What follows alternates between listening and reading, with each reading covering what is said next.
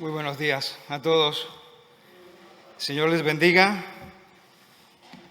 Y como bien decía Rosario, vamos a dar un paso importante hoy. Un paso de exponernos nuevamente a la Escritura, que es ese ejercicio que el Señor nos ha dejado como pueblo para que podamos ir ajustando nuestra mira, ajustando nuestros pasos, ya que nuestro corazón, como sabemos, está decaído por naturaleza y necesita esa mejora continua, y este es el momento para adorar al Señor, como también han dicho los hermanos de alabanza. El Señor está en su trono ahora, y este es un momento en el cual le adoramos a través de una actitud de escuchar activamente lo que vamos a meditar. Y no solamente escuchar, sino que esto tiene que ser algo que entre en nuestro corazón y en nuestra mente y transforme nuestra vida. Ese es el reto que tenemos cada vez que nos exponemos a la Escritura. Hemos hecho un camino importante.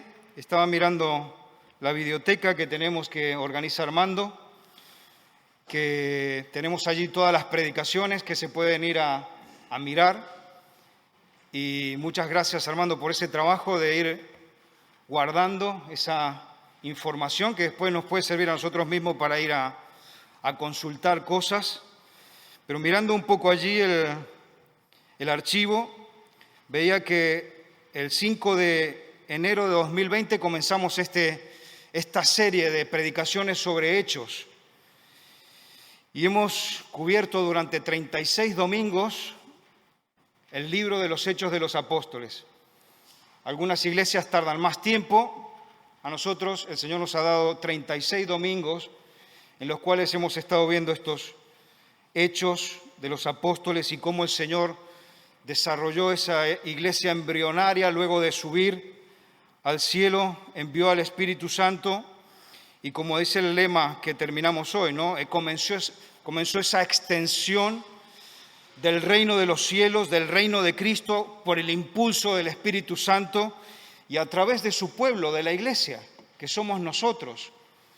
Hemos visto cómo aquel embrión era muy pequeñito, comenzó allí en Jerusalén, pero poco a poco el Espíritu Santo se encargó de hacer esa tremenda expansión que ha visto la humanidad a través de toda la historia y que nos ha alcanzado a cada uno de nosotros. Es impresionante cuando veo la iglesia, claro, es tremenda la diversidad que tenemos, ¿no? Ha alcanzado gente de todos los países, de todas las naciones, y sigue el Señor trabajando, sigue el Espíritu Santo tratando de mejorarnos a nosotros, que no hemos llegado a la perfección, pero que el Señor quiere que mejoremos cada vez. Y ahora, bueno, vamos a ver este último capítulo de Hechos 28, pensando con gratitud al Señor cómo nos ha permitido ir meditando durante estos últimos 36 domingos que hemos ido viendo todas las situaciones que el Señor ha ido mostrándonos a través de este libro. Vamos, como dicen aquí en Cataluña, a per feina.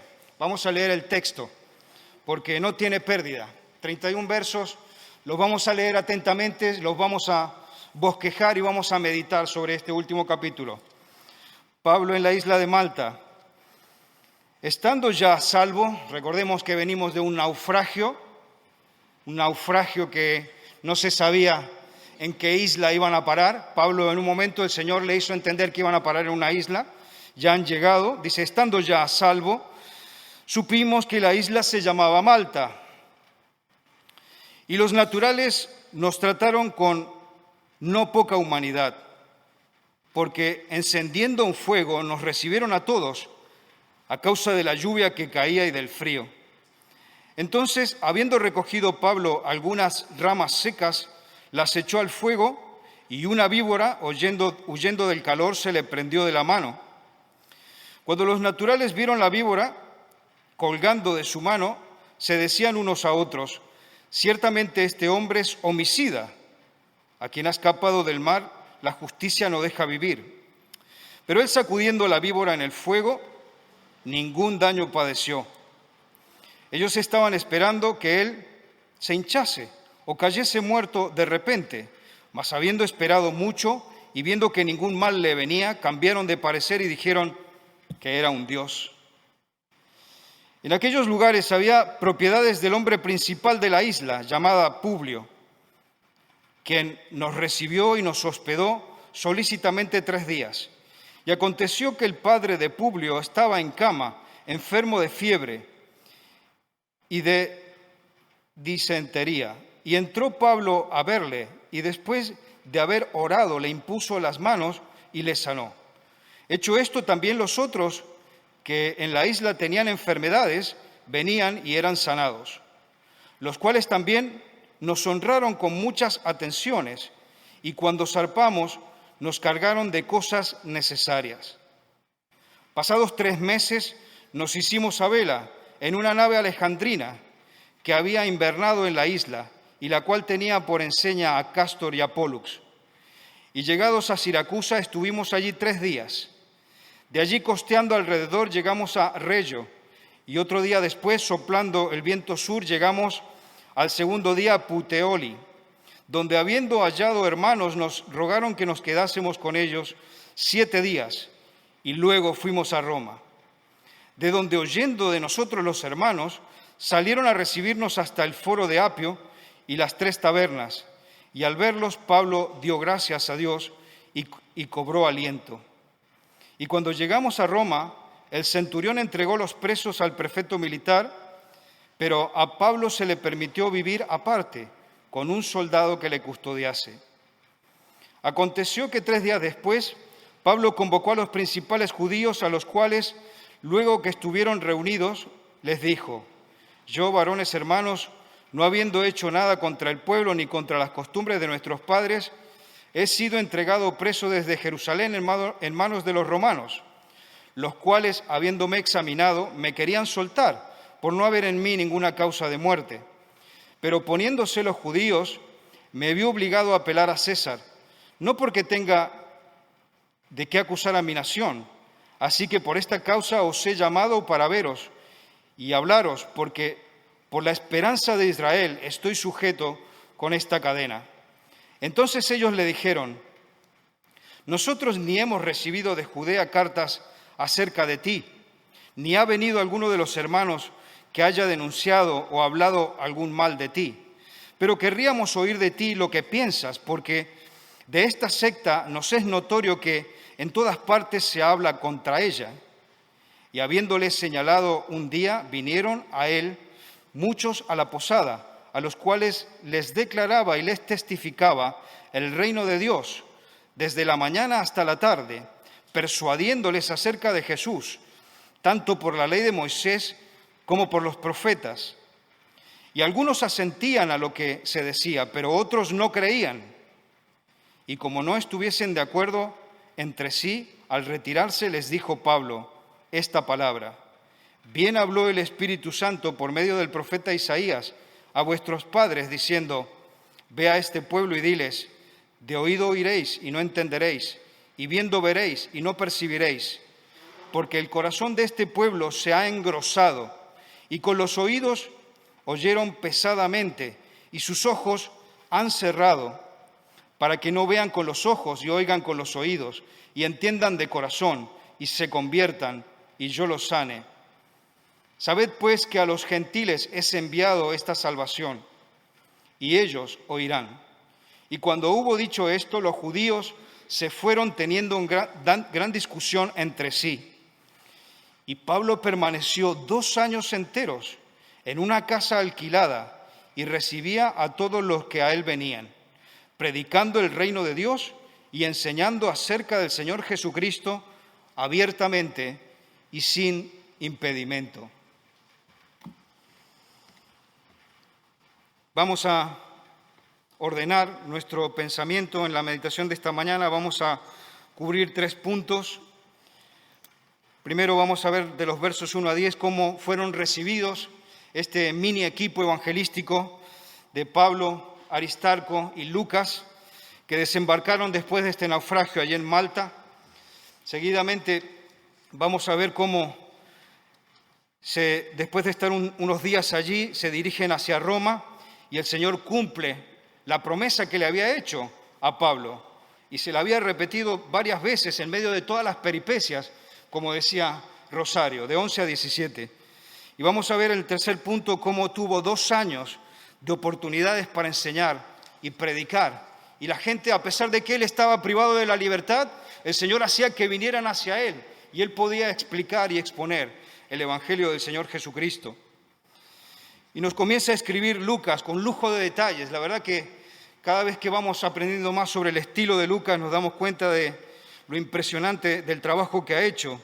Dice que estos marineros experimentados ciertamente tenían idea de Malta, sabían de que era una isla importante allí en el Mediterráneo. Pero claro, habían llegado a naufragar en esa parte que actualmente se llama la Bahía de San Pablo y que era la parte posterior. Normalmente Malta era accedida por los barcos, por los puertos principales que estaban en la cara inversa de la isla. Entonces, ahora ellos, por eso dice que no entendían bien dónde habían llegado, pero cuando se dieron cuenta, entendieron que era la isla de Malta. Y dice que fueron recibidos con una hospitalidad que les llamó mucho la atención. Dice que hacía mucho frío, ellos estaban todos mojados, y la gente del lugar preparó una fogata, una gran fogata, y entonces les invitó a que se acercaran a tomar calor. Y esto nos habla, dice Lucas, de esa bondad, ¿no?, de los naturales. Los naturales es una expresión que él usa, pero no la usa en sentido despectivo, sino que la usa en el sentido de que era gente que no hablaba los idiomas más populares del imperio en ese momento, sino que hablaban un idioma local y tenían unas costumbres un poquito distintas, si bien estaban en el mismo imperio romano.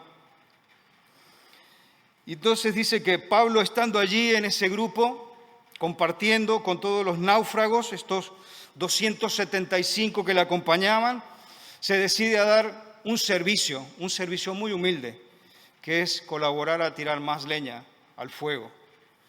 Y esto creo que es interesante que lo observemos, porque vemos que estamos hablando del gran apóstol, una persona con un espesor y un calibre de teología que pocas veces se ha visto en la historia. Manuel me puede corregir, pero vemos que no tiene ningún problema ni se le caen los anillos, como decimos actualmente, para coger poquito de leña y ponerlo allí en el fuego. Y creo que esto es muy importante que lo vayamos pensando, inclusive de cara a las aplicaciones que vamos a ver. Es más, vemos que este hermano Pablo, haciendo este servicio tan sencillo, viene una víbora y lo muerde, haciendo algo tan sencillo que podría haber estado haciendo cualquier otra persona del grupo de los 275, él está haciendo ese servicio y viene y le muerde la mano. Pero él, vemos que mantuvo el tipo, no se puso a despotricar, ni se puso a insultar, sino que continuó. Dice Lucas que la gente que lo estaba observando inmediatamente lo enjuiciaron, porque claro, dijeron, como ellos creían en una diosa Dike de los griegos, que era la diosa justicia, la que vemos a veces nosotros personificados en nuestros juzgados con la balanza, ellos pensaban que Dike lo estaba persiguiendo porque era un prisionero que había naufragado y entonces decían que Dike lo estaba castigando por esos crímenes que había quizás cometido él. Pero vemos que Pablo mantuvo, como decimos, el tipo. Dice en el verso 5 que sacudió a la serpiente en el fuego y vemos que tenía una actitud muy serena y despreocupada. Y también dice Lucas que ningún daño padeció. Y claro, aquí pensamos, ¿no?, después de todas esas peripecias, como decía Rosario, en el medio del mar, naufragando durante 2 semanas allí perdido en el medio del mar, ¿cómo podíamos pensar, ¿no?, que una víbora lo iba a terminar eliminando? Si estaba esa promesa que el Señor Jesucristo le había dicho que tenía que llegar hasta Roma. y estaba todavía en el sprint final. No creo que nada pudiera detener esa promesa que el Señor Jesucristo le había hecho, y así vamos a ir viendo que se da en el desarrollo del capítulo. También es interesante que veamos el otro extremo al que toma ese prejuicio de las personas que estaban observando a Pablo, porque en un momento están diciendo que era una persona que estaba siendo justiciada por la diosa esta Dike, pero en otro momento, cuando ven que él no se muere, que esperaban que se quedara allí tirado, hinchado y envenenado y morir, ven que no sucede, entonces piensan que es un dios. Qué cambio, ¿no? De un extremo al otro. También nos da para las aplicaciones de hoy. Luego Lucas dice que el hombre principal de la isla, y ahí utiliza un término exacto para definir lo que era esa autoridad, este Publio, que les recibió y les hospedó, y entendemos que es una bendición que el Señor les da después de tantos días que habían estado perdidos allí en el mar, naufragando. Tienen ese tiempo en la casa de Publio. Imaginemos que debe haber sido una vila realmente importante ahí en el centro de la isla, donde fueron recibidos. Y vemos ese gran contraste, ¿no? De esa miseria que habían estado pasando en el mar. Y ahora Lucas, Aristarco y Pablo están allí atendidos por estas personas bienestantes de Malta. Y Pablo se encuentra, dice Lucas, que entra y el papá de Publio estaba enfermo. Y entendemos que estaba padeciendo de una fiebre que era típica de Malta, una fiebre que venía por tomar leche de las cabras malteses, que tienen unas bacterias que producen esta fiebre, que es como una especie de disentería. Y estaba padeciendo esto el padre de Publio. Y Pablo, vemos que a pesar del cansancio que debe haber tenido, ¿no? Después de todo lo que había sucedido, él no pierde su enfoque, él no pierde el rumbo que tiene que dar a su vida, el servicio que tiene que dar al Señor. Inmediatamente se dispone a ayudar al padre de Publio. Y el Señor sanó a este hombre a través de Pablo. Pero es interesante que volvamos a ver, ¿no? La actitud de servicio que no se para. Inmediatamente Lucas comienza a decir que cuando se escucha de esta sanidad que ha habido allí, muchas otras personas que tenían enfermedades comienzan a acercarse, comienzan a venir porque saben que están dando asistencia médica. Y aquí entendemos que la expresión que está utilizando Lucas no es que venían a recibir más milagros, sino que también la gente, como Lucas sabía de medicina, entendemos que estaba dando como una especie de servicio misionero en cuanto a cuidados médicos, que venía la gente y también eran atendidas en esta línea. Vamos a ver entonces lo que pasa luego de tener este tiempo allí, donde ellos recuperan fuerzas, son recibidos con tanta hospitalidad y también siguen sirviendo al Señor. Pero bueno, pasan los días y vamos a nuestro segundo punto. Ellos parten. Pasaron 3 meses que estuvieron haciendo todo esto allí en Malta, retomaron esas fuerzas, esperaron que terminara el invierno y zarparon, escribe Lucas.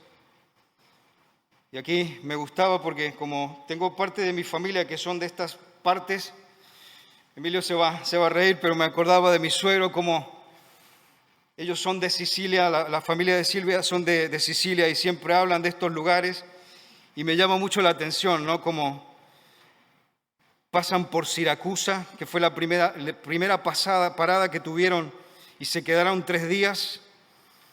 Luego pasan hacia Reggio, que es donde nació mi suegra. Suben a Puteoli y dice que luego llegan a Roma. Y ahí en Roma, cuando se enteraron los creyentes de Roma que Pablo estaba llegando, llama mucho la atención la actitud que tienen. Porque ellos ya le conocían, porque Pablo había tenido contacto con ellos al escribirle la carta de los romanos, que ellos ya habían recibido, y entonces por eso ya había un conocimiento mutuo entre los creyentes, la iglesia de allí de Roma y Pablo, que se venía acercando a visitarles. Y entonces dice que oyendo que él venía, que se estaba acercando ya a Roma, se desplazaron desde Roma hacia Foro de Apio y las Tres Tabernas. Pensemos que es como venir desde Barcelona casi hasta Tarragona la distancia. Y ellos vinieron caminando para recibirlo a Pablo. Esto nos habla del aprecio y del afecto que sentía la iglesia en Roma por este hermano. Sin embargo, después veremos, ¿no?, como haciendo un contraste, cómo cambian las cosas a veces, ¿no? Que esa actitud de amor y de afecto después se perdió. Y esto se lo escribió Pablo en la segunda de Timoteo. Si lees conmigo segunda de Timoteo, capítulo 4, vamos a leer del verso 9 a 13, cómo cambió ese amor, ese afecto, tuvo un cambio. Y Pablo lo deja claro aquí en su carta, dice, le está escribiendo a Timoteo que le pide, dice, procura venir pronto a verme, porque Demas me ha desamparado, amando este mundo, y se ha ido a Tesalónica, Crescente fue a Galacia y Tito a Dalmacia. Solo Lucas está conmigo, le escribe. Toma a Marcos, piensa que Marcos, recuerdas que vimos en un momento que se había enojado con su otro compañero y por Marcos, pero aquí vemos que está pidiendo que Marcos venga a acompañarle. Tráele contigo porque me es útil para el ministerio. A Tíquico lo envié a Éfeso. Trae cuando vengas el capote que dejé en Troas, en casa de Carpo, y los libros, mayormente los pergaminos. Alejandro el calderero me ha causado muchos males. El Señor le pague conforme a sus hechos, le escribe. Este Alejandro era el abogado que había representado a los judíos en contra de Pablo en esa presentación que había hecho Pablo ante el gobernador de Judea. Guárdate de él también tú, le dice, pues en gran manera se ha puesto a nuestras palabras. Verso 16, muy importante, dice, en mi primera defensa ninguno estuvo a mi lado, sino que todos me desampararon, no les sea tomado en cuenta. Pero el verso 17 también es súper importante, pero el Señor estuvo a mi lado y me dio fuerzas, ya que por mí fuese cumplida la predicación y que todos los gentiles oyesen. Así fui librado de la boca del león. Cambió la actitud de la iglesia y en un momento vemos que Pablo nos deja constancia de ello. Pero finalmente escribe Lucas que esa promesa que el Señor le había dado de que tenía que llegar a Roma se cumple. Verso 16, llegamos a Roma. Claro, Pablo estaba pensando en este viaje cuando había terminado su tercer viaje misionero. Lo habíamos visto en Hechos 19, 21 y también él lo especifica en Romanos capítulo 1. Si lees conmigo Romanos capítulo 1 también es importante porque nos da una conexión y nos ilumina sobre cuál es el sentir que tenía Pablo de llegar hasta Roma. Escribe a los romanos, dice, primeramente doy gracias a mi Dios mediante Jesucristo con respecto a todos vosotros, de que vuestra fe se divulga por todo el mundo, porque testigo me es Dios, a quien sirvo en mi espíritu en el evangelio de su Hijo, de que sin cesar hago mención de vosotros siempre en mis oraciones, rogando que de alguna manera tenga al fin por la voluntad de Dios un próspero viaje para ir a vosotros, porque deseo veros para comunicaros algún don espiritual, a fin de que seáis confirmados. Esto es para ser mutuamente confortados por la fe que nos es común a vosotros y a mí. ¿Podés sentir el afecto entrañable que tenía Pablo por sus hermanos en Roma? Y aquí ha llegado y se ha cumplido esta promesa que el Señor le había hecho. Y el centurión, este Julio, que los había tomado como grupo y los transportaba desde Cesarea del Mar hasta aquí, hasta Roma, se debe haber sentido muy aliviado porque los trajo ya y llegaron al destino. Cumplió su deber, los trajo exitosamente. Por una parte se llevan a los prisioneros que entendemos que iban a ser llevados con otro propósito, pero Pablo es dejado aquí aparte. Dice que es dejado, por otra parte, con un soldado que le custodiase. Esto significa que él quedó privado de la libertad, pero en prisión domiciliaria. O sea que él estaba con un sistema donde estaba controlado por la justicia, pero no era una mazmorra, no entró a una mazmorra en este momento Pablo. Vemos el punto 3, como el Señor le da 2 años de oportunidades para enseñar y a predicar, 18 a 31. Pablo dice que siguió con la misma práctica, la misma técnica que tenía cada vez que llegaba a una ciudad, la sigue manteniendo aquí. Y lo primero que hace es convocar a los judíos. Antes él se desplazaba a la sinagoga, en este caso llama a los judíos que vengan a visitarle. Y le tomó 3 días para tener una reunión con los principales judíos de Roma. En verso 17b comienza a presentarse con ellos en esa exposición que tiene de cara a los judíos. Y claro, Pablo dice, varones hermanos, les vuelve a decir como era normal en él tratarlos como hermanos, ya que él no pensaba que había traicionado el judaísmo. Pero él quería que ellos supieran que él no había abandonado ni traicionado a Israel y que seguían siendo sus hermanos para Pablo. Y comienza a explicarles de que él se ve que quiere que supieran que era inocente de cualquier crimen, que hubieran escuchado malas noticias sobre él, de lo cual lo estaban acusando. Quería que supieran de su inocencia. Y también quería que supieran de que los romanos habían estado listos para soltarlo. En las últimas audiencias que él había tenido, no se habían encontrado pruebas de todo lo que se le acusaba y por lo tanto estuvieron a punto de soltarlo. Sin embargo, ¿qué había pasado? Que él apeló a César, a la Corte Suprema del Imperio, y por eso lo habían traído hasta Roma.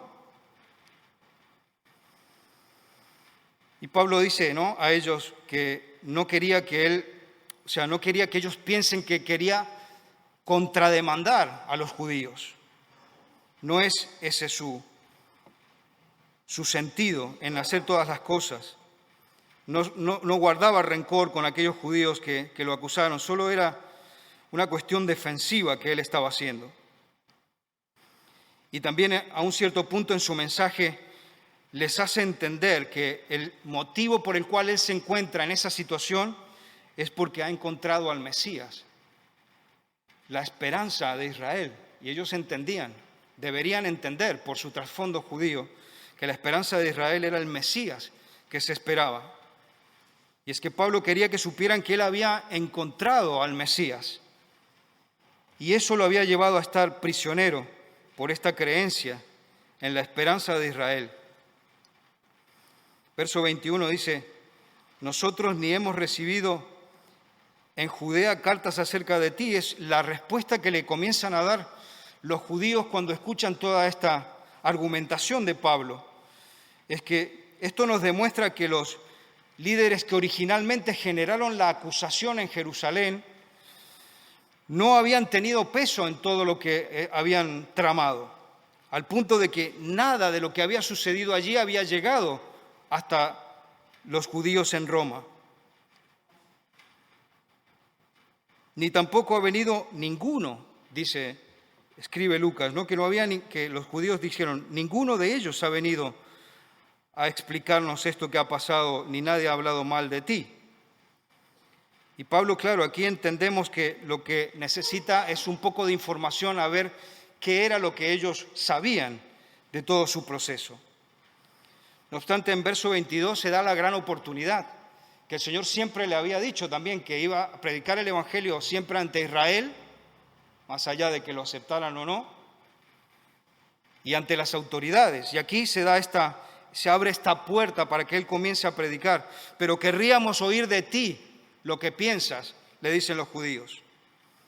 Y a pesar de que ellos no sabían nada, porque como hemos visto, Lucas dice que no había llegado ninguna información hasta los judíos en Roma, se daba una perfecta oportunidad para que desde la persona acusada se escuchara la versión que les traía, ¿no?, que les podía dar para entender qué estaba sucediendo.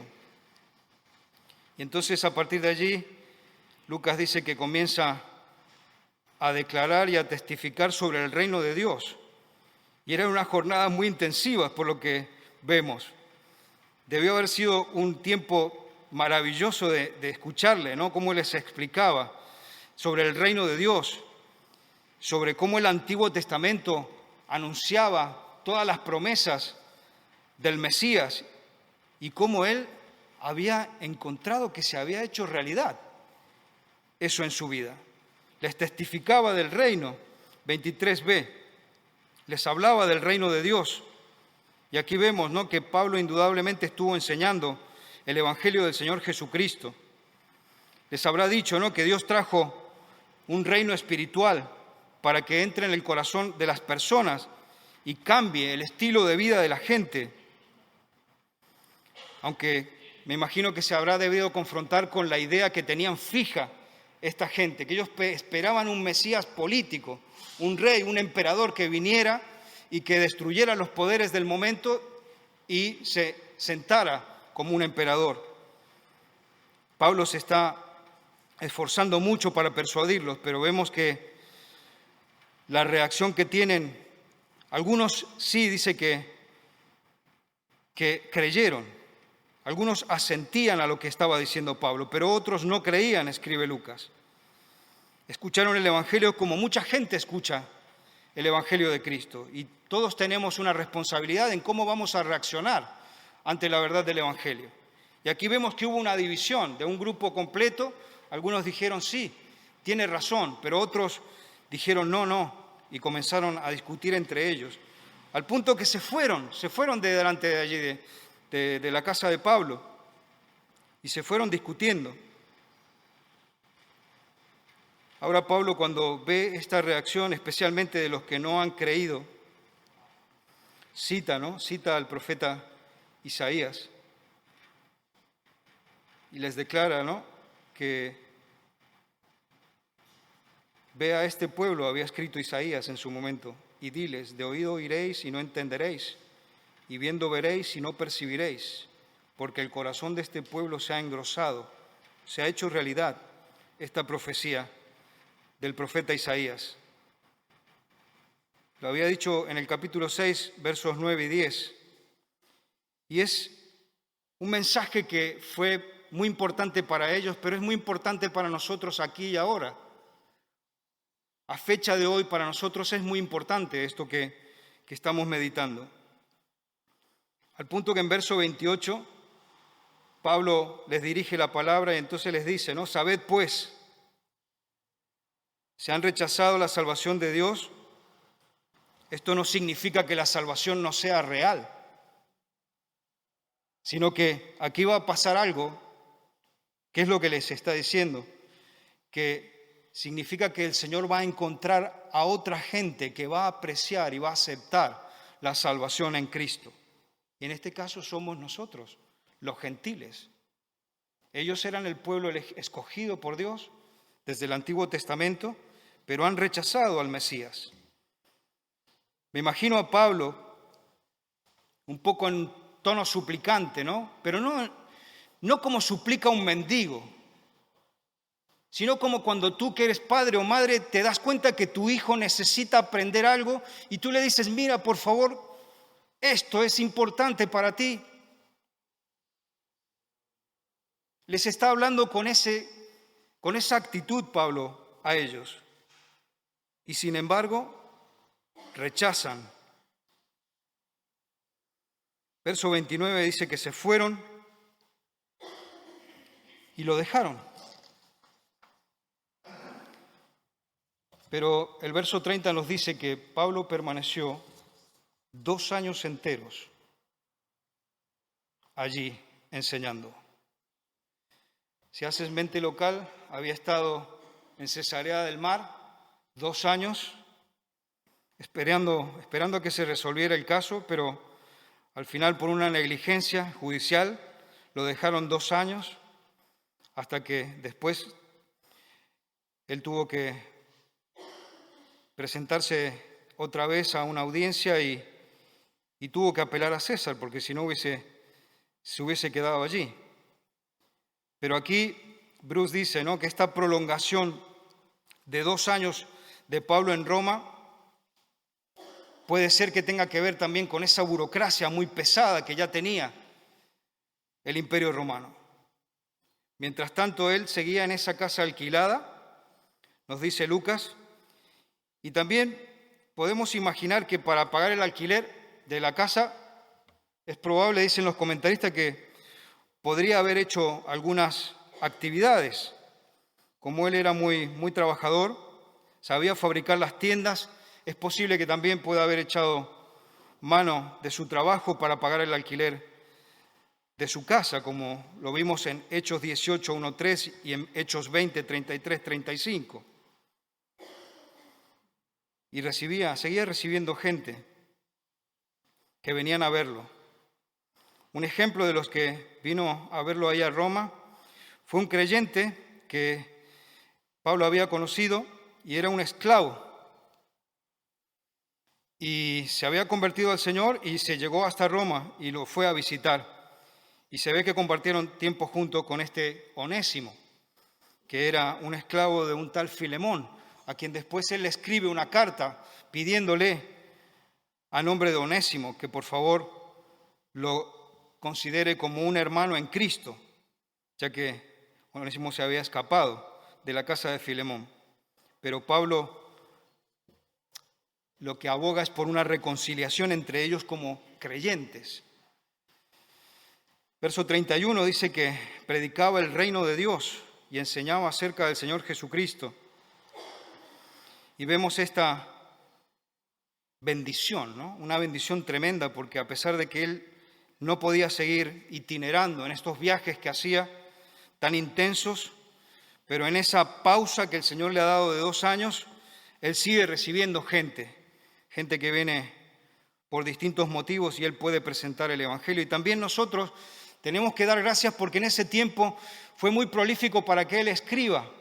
Entendemos que en esa época él escribió también la carta a los Efesios, la carta a los Filipenses, la carta a Colosenses y la carta a Filemón que estamos comentando.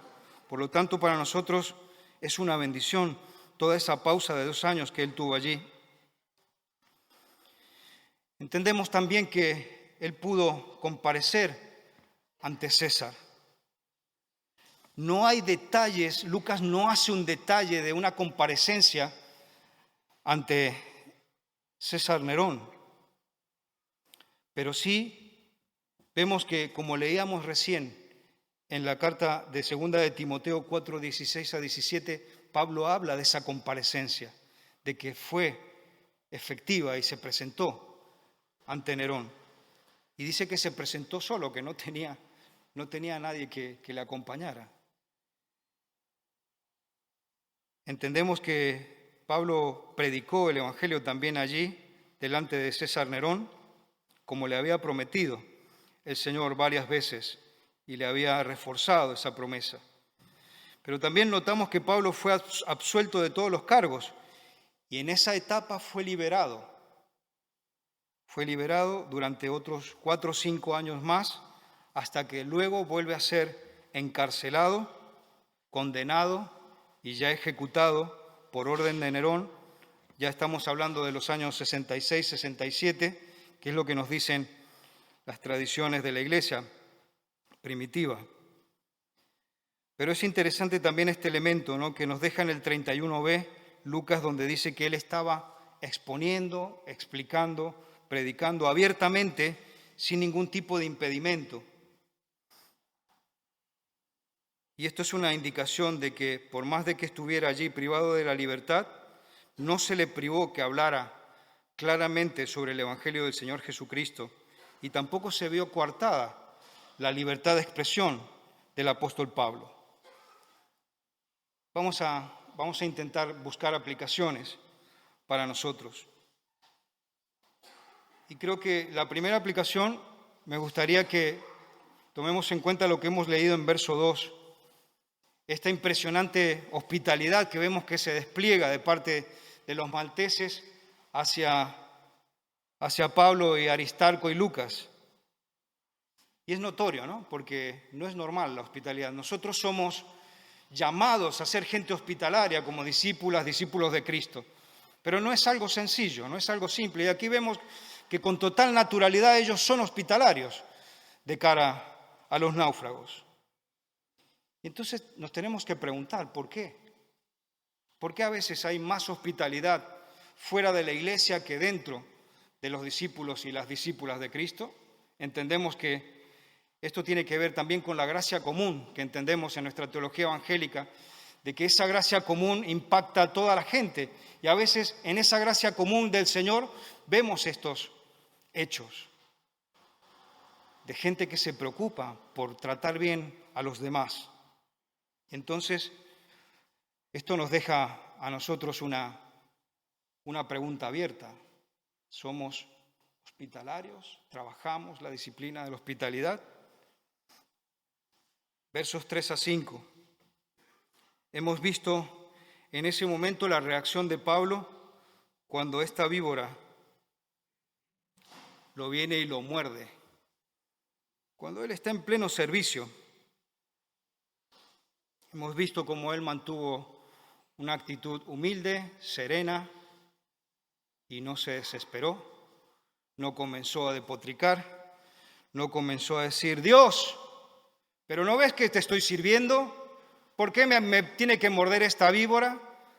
No dijo, ¿por qué ninguno de ustedes que están allí, que podrían tener mejor capacidad que yo de ir a poner la leña, la van a poner?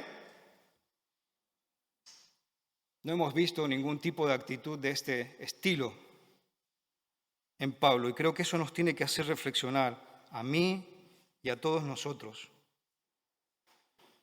Porque especialmente hoy en día, por todo lo que nos influencia, como iglesia, cada vez se escucha más gente que está enojada con Dios, creyentes que están enojados con Dios, porque tuvieron un naufragio,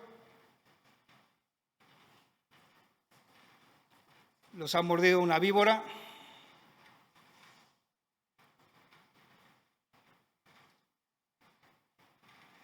que Dios nos ayude. ¿Es bueno enojarse con Dios? La aplicación nos dice que no. Dios puede entendernos. Tú tienes problemas, yo tengo problemas, estamos llevando cargas. Son pesadas, sí. ¿Te puede comprender el Señor? Sí que te comprende. ¿Recuerdas Getsemaní? Lo vamos a recordar ahora en un momento con la cena del Señor, los símbolos que vamos a tomar. ¿Recuerdas Getsemaní? Jesús, ¿qué dijo? Señor, si es posible que esta copa pase de mí, pero que sea tu voluntad. No es bueno que nos enojemos con el Señor.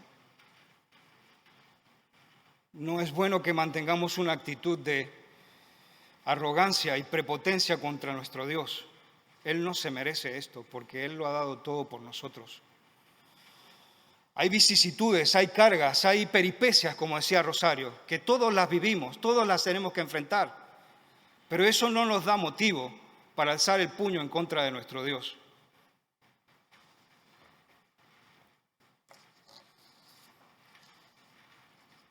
Verso 6. Hemos visto esta actitud de la gente que estaba allí expectante, ¿no? A Pablo, cómo se estaba moviendo. Y hemos visto este cambio extremo, ¿no? De cómo era un criminal y por eso le mordía la víbora y todo eso. Y de pronto, no, es un Dios. ¿Cómo consideramos nuestra propia persona? ¿Cómo consideramos lo que los demás piensan de nosotros? ¿Cómo está nuestra mente y corazón en ese sentido? Te pido que vayas conmigo a Romanos capítulo 12, que nos da más luz en cuanto a lo que quiero. Escribe así Pablo a los romanos, les dice: digo pues, por la gracia que me es dada a cada cual que está entre vosotros, que no tenga más alto concepto de sí que el que debe tener, sino que piense de sí con cordura, conforme a la medida de fe que Dios repartió a cada uno.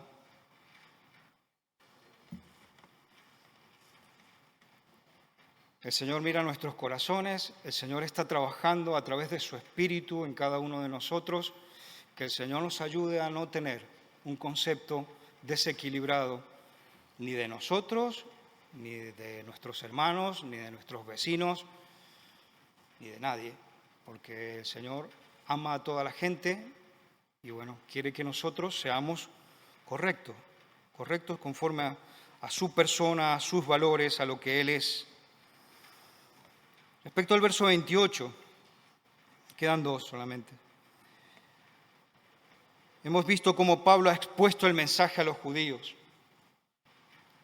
Hemos visto cómo han recibido una clase magistral, intensiva, donde Pablo, uno de los mejores apologetas del Evangelio, les explica que Cristo es el Mesías. Y sin embargo,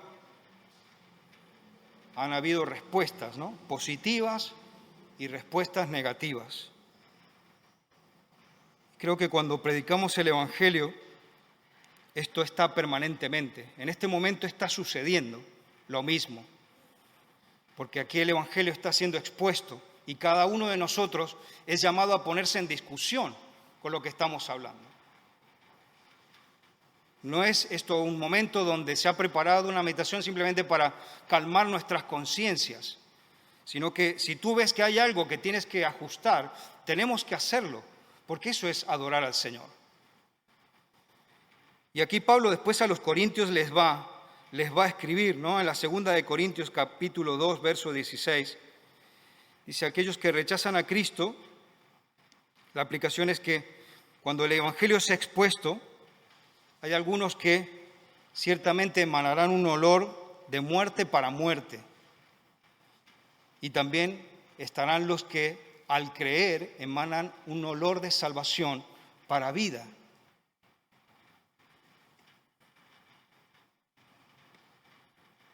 Verso 31, y vamos hacia la conclusión. Podemos decir que el libro de los Hechos es como una historia sin fin.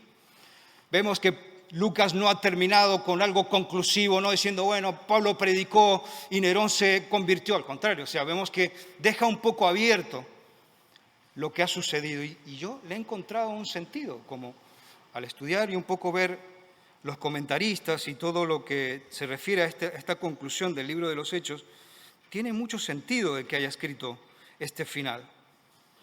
Este libro nos ha mostrado cómo nació la iglesia allí en Jerusalén. A través de Lucas y en este libro hemos visto el modelo de funcionamiento correcto que Dios quiere para su iglesia cristiana.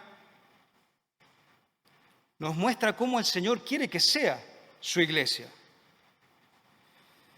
Desde las primeras meditaciones hemos visto, ¿no?, cómo el Espíritu Santo ha ido entrando en la gente, cambiándola, influyendo y haciendo extender el reino de Cristo.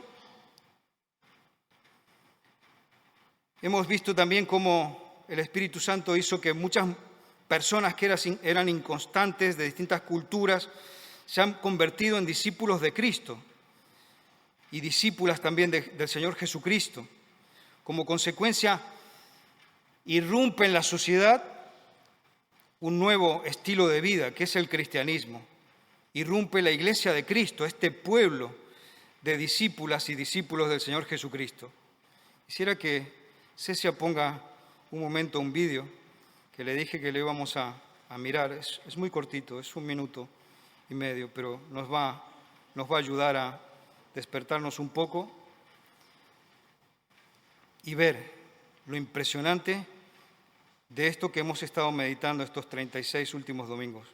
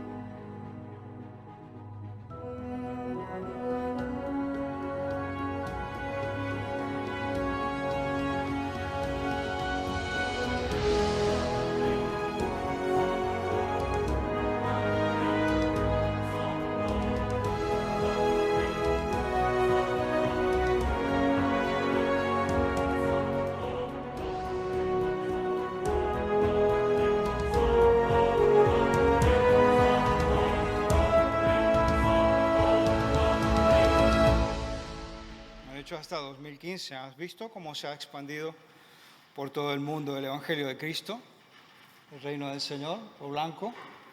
¿Has visto cómo surgían imperios que contrarrestaban, como el comunismo en su momento? ¿No? Pero el Señor sigue escribiendo el libro de los Hechos. Algunos autores modernos hablan de Hechos 29. Inclusive hay una iglesia que se está haciendo muy famosa en América y se llama Hechos 29. Y le veo sentido, ¿no? Porque tiene que ver con la iglesia actual. Esa inconclusión de Lucas tiene que ver contigo y conmigo, de que hemos recibido el Espíritu de Cristo en nuestras vidas y tenemos un gran desafío para seguir haciendo expandir este reino de los cielos. No hay final porque tú y yo continuamos esta historia del libro de los Hechos.